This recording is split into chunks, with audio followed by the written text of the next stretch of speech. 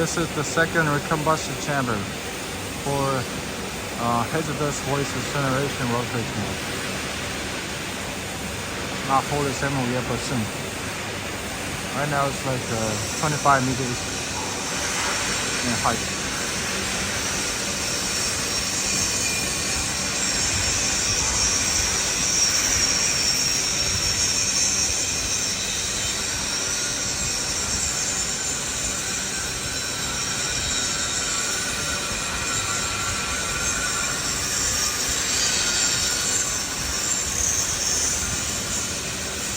You can see this is the front. This is the opening, and the opening will be connected to the hazardous waste incineration rotary kiln. I need 4 meters, less 15 meters.